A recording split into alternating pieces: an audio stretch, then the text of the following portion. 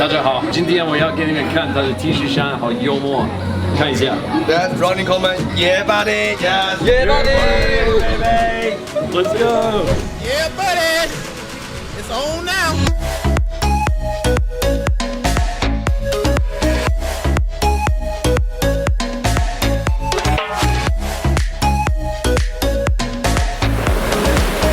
Hey guys, what's going on? So in this video, I wanted to talk about my experience after 700 days. 700 days, guys. That's 100 weeks of being in Taiwan. And I thought like it would be cool to go over the experiences, the emotional stages I've been through throughout all of this process. So we'll start with what my mind was going through from day 1 to 14 when I first got here in August 25th of 2018. My mind was out of this world, chaotic, crazy, just so many thoughts of like, oh my God, I'm finally here. You know, I worked so hard to get here. This is awesome. But then of course there's on the other side of it, missing my family, missing my friends, missing home and missing the old bed, you know, that kind of thing. So sort of like a bittersweet experience, me getting there, and all these emotions were rushing in at once. And it was compounded by me having to carry like this 90-pound suitcase up 5 flights of stairs. There was no elevator or nothing. So every step I was like, dunk, dunk, dunk, like I can't.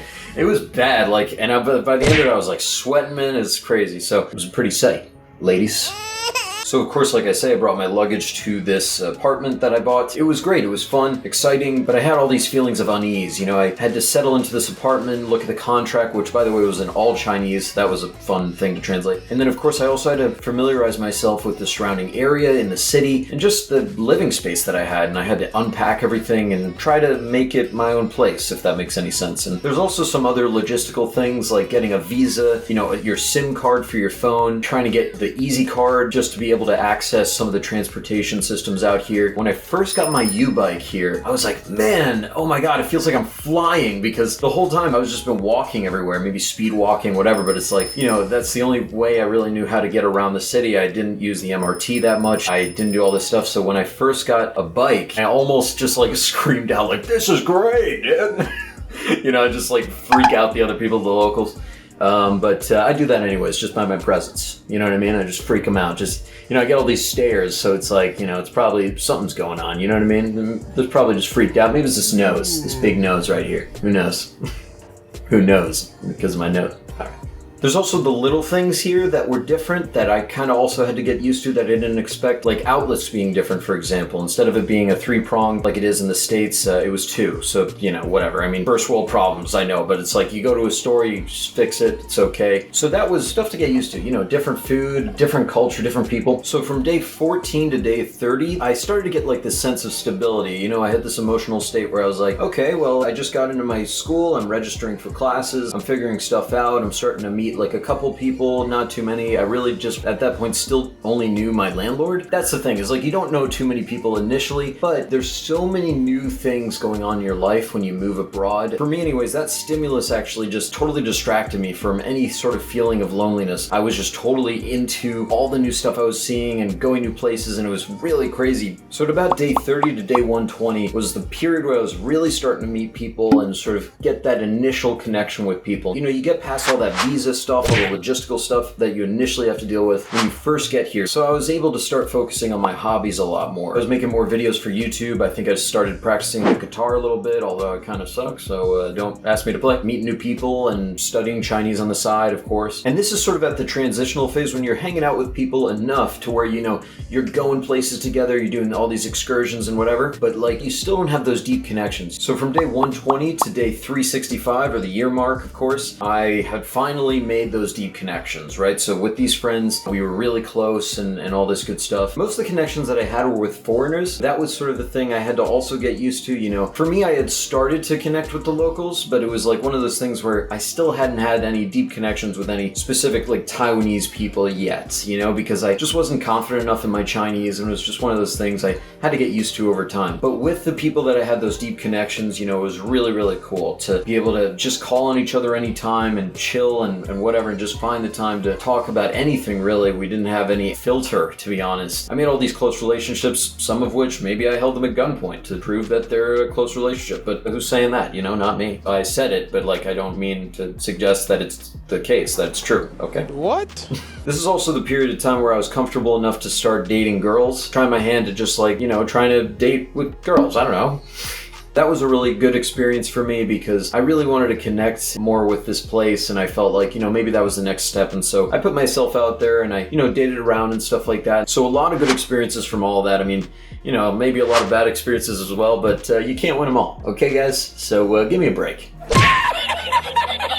Now, from 365 days to 700 days, I finally started to experience this love for Taiwan to the point where I actually decided that I really want to stay here long term. And this was something I honestly kept a secret for a while. I didn't really tell anyone other than like my best friend or my girl or whatever, but like stuff like this I just didn't want people to know because like it's one of those things, you never really know what the future will hold and whatever, and maybe my mindset will change in a year, I don't know, but I really love this place, and I feel like I would be stupid not to stay as long as I possibly can. So I also had this concern when I was first here surrounding the space of Taiwan, just like the scope and scale of Taiwan, the fact that like it's a small island. I mean, it's not that big. And I thought like there's only so many places I can go and so many places I can see and experience and all this stuff. What I've realized is that even after just about 2 years of being here, I still just barely have scratched the surface as to what this place has to offer. And what I've realized is that even just in Taipei alone, there's tons of experiences out here, endless Facebook events and like tons of new places opening up. So it's like really vibrant and fun and different all the time. And so there's different things you can always experience. You can go with different people to the same places and have a totally different experience from how you saw that place before. So it's stuff like that. It's, it's about a perspective thing that I've sort of learned and I've caught on to as I've stayed here longer. And I really appreciate Taiwan for that. There's also a quote out there that says, "A place is only as good as the people you know in it. It's the people that make the place." And I love this quote because it stands true for the people you know in the place, but also I think it stands true for the people that you don't know. So this is the thing about Taiwan, is that you probably hear it a lot, even just from me, because I've said it all the time, but the people here, and I can't stress it enough, are the best. I mean, they are so respectful. They are so awesome. They are so nice. Even if you don't know them, they will help you out if you put yourself out there for them. So that's unless you're on the roads. If you're on the roads, then good luck, because people try to kill each other here. It's not that bad, but it's like, it's pretty intense. The drivers are pretty intense. I mean, you'll notice it. Now, I say all these great things about Taiwan, but you don't have the good without the bad. I've had terrible things happen to me, guys. I really have. Like, I've lost my wallet. I've had bad friends that I've had to get rid of, unfortunately. I got hit by a car slightly. They hit me on the elbow and I like twist. I was like, whoa, dude. And he just kept driving. I was like, dude, what are you doing? So anyways, people are crazy here. But I almost got into a fight with a drunk guy. He was sort of messing with my friends. So I was like, oh man, like, what am I going to do? So that was a thing. And then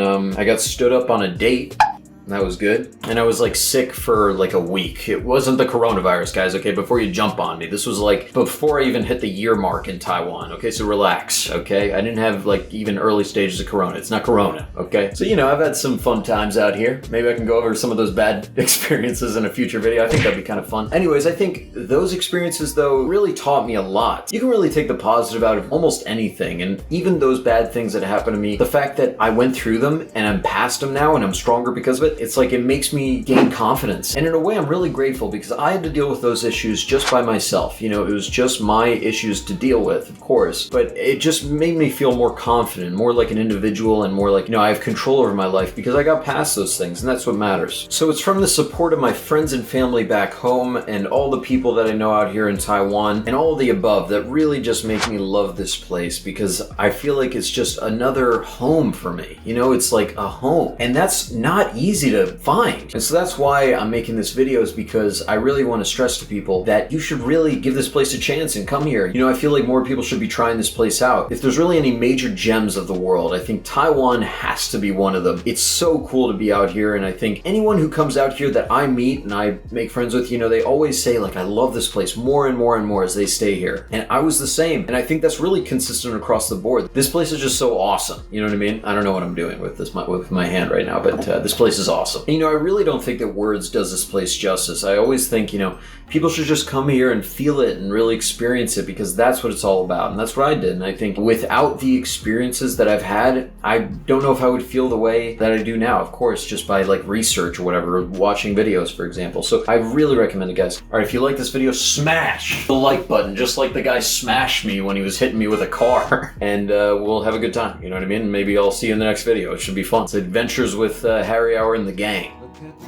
I don't know, I'm losing it, I think, in this video. Maybe I need to shut this whole thing down. Okay, go to a mental institution. I can't even say it. Alright guys, that'll be it. I love you, Taiwan. I came along wrote a song for you and everything you do. What's up, guys? Here I am with the monster. We're dying in a car. That's our destiny. That's our destiny, you know. We can't do anything to avoid it. We got a dog here. Check out this dog. Gene, you want to be on the film? Hi. Hey. What can I say? You can say hello, dog. I'm happy that I got to meet Tully. You know, he's a viewer of the YouTube channel, so this is the first time I properly went out with a YouTube viewer. First time. Exciting, man. This is good stuff. Good. So More to come. More to come. Yeah, thanks again, man. Thank you. Awesome. Cheers. Came along. Yeah, another work in progress.